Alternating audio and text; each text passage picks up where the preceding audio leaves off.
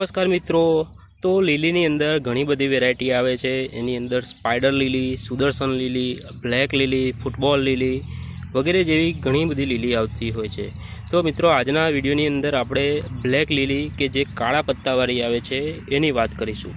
મિત્રો બ્લેક લીલી જે છે એની તમે લીફ જ જોયા હશે, પરંતુ મિત્રો શું તમે જાણો છો બ્લેક લીલીની અંદર પણ ફ્લાવર આવે છે અને એ પણ અતિ સુંદર, ખૂબ જ સુંદર ફૂલ બ્લેક લીલી પર આવે છે અન્ય ફૂલોની સરખામણીમાં। તો મિત્રો આજના વિડીયોની અંદર હું તમને જે બ્લેક લીલી પર ફ્લાવર આવે છે એની વાત કરીશ। અને મિત્રો આ જે પ્લાન્ટ્સ છે, આ જે છોડ છે એને કઈ રીતે ઉગાડી શકાય છે, એનું મલ્ટિપ્લિકેશન કઈ રીતે કરી શકાય છે, એનું કેરિંગ કઈ રીતે કરી શકાય છે, એની સંપૂર્ણ માહિતી આજના વિડીયોની અંદર હું તમને આપીશ। તો મિત્રો વિડીયોની અંદર બન્યા રહેજો।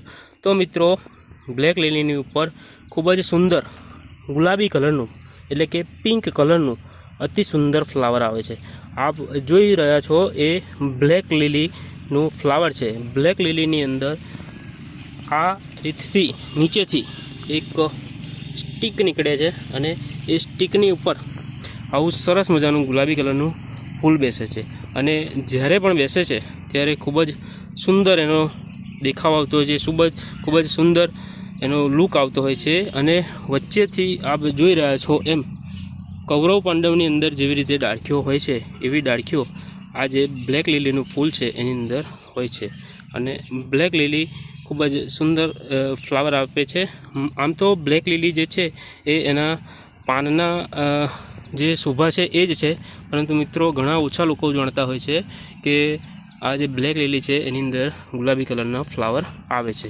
તો મિત્રો આ બ્લેક લીલી ખૂબ જ સુંદર ફ્લાવર આપે છે।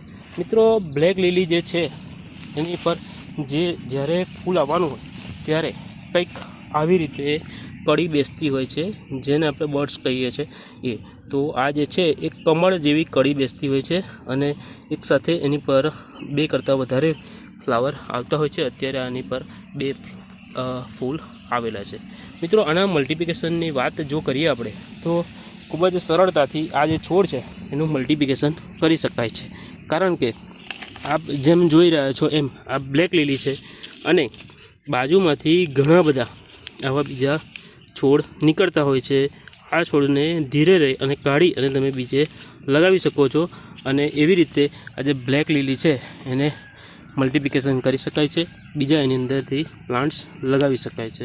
મિત્રો આ જો પ્લાન્ટ્સની કેરિંગની જો વાત કરીએ, એની કાળજીની જો વાત કરીએ તો જે બ્લેક લીલી છે એને વધારે પડતી કોઈ સ્પેશિયલ કાળજીની જરૂર પડતી હોતી નથી, કારણ કે આ જે પ્લાન્ટ્સ છે એની બાજુમાંથી ફણગા નીકળતા હોય છે। એટલે જો એક પ્લાન્ટ સુકાઈ જતો હોય તો એની જે નીચે ગાંઠ હોય છે એ ગાંઠની અંદરથી બીજા પ્લાન્ટ્સ ઉગી જતા હોય છે। તો મિત્રો આ જે પ્લાન્ટ્સ છે એ લો મેન્ટેનન્સ છે, ઓછી કાળજીવાળો છે, અથવા તો એને કાળજી રાખવાની કોઈ એટલી બધી વિશેષ કાળજીની કોઈ જરૂર પડતી નથી।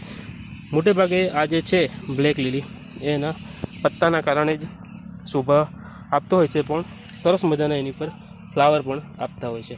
મિત્રો આ જે પ્લાન્ટ્સ છે એને જો કોઈ પીળા ફૂલના છોડ સાથે લગાવવામાં આવે તો ખૂબ જ સુંદર એનું લુક આવતું હોય છે।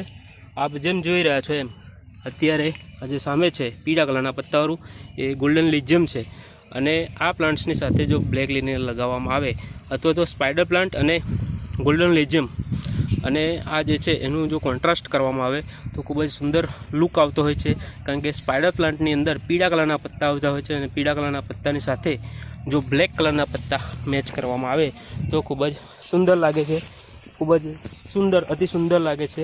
એનો નજારો જ કંઈક અલગ હોય છે, કંઈક આવો આપ જોઈ રહ્યા છો એમ। તો મિત્રો બ્લેક લીલીનો એક છોડ તમે તમારા ઘરે ઉગાડી શકો છો। મિત્રો બ્લેક લીલીની જો વાત કરીએ તો બ્લેક લીલીનો જે છોડ છે એને તમે તમારા ઘરે કુંડાની અંદર, ગ્રો બેગની અંદર, જમીનની અંદર ગમે ત્યાં લગાવી શકો છો। મિત્રો નાનકડી ક્યારી હોય ત્યારે જો કોઈ બાઉન્ડ્રી કરવી હોય તો એવી જગ્યાએ પણ આ જે બ્લેક લીલીનો જે છોડ છે એ તમે લગાવી શકો છો। મિત્રો આને કુંડામાં પણ લગાવી શકાય છે, હેંગિંગ પ્લાન્ટ્સ તરીકે પણ આનો ઉપયોગ કરી શકાય છે, હુક પોટની અંદર પણ લગાવી શકાય છે। મિત્રો આ મલ્ટીપર્પઝ પ્લાન્ટ છે અને તમે ગમે ત્યાં ઉગાડી શકો છો। નાનકડું કુંડું હોય તો ત્યાં પણ ઉગાડી શકો છો। મિત્રો સરસ મજાનો આ પ્લાન્ટ્સ છે, આપ આપના ઘરે લગાવી શકો છો। મિત્રો, વિડીયો જો ગમ્યો હોય તો વિડીયોને લાઇક કરજો, શેર કરજો, અને તમે જો અમારી ચેનલ પર નવા હોય તો અમારી ચેનલને સબસ્ક્રાઈબ કરવાનું ભૂલતા નહીં, કારણ કે આવા જ અવનવા વિડીયોની નોટિફિકેશન તમને અવારનવાર મળતી રહેશે જો તમે અમારી ચેનલને સબસ્ક્રાઈબ કરી હશે તો.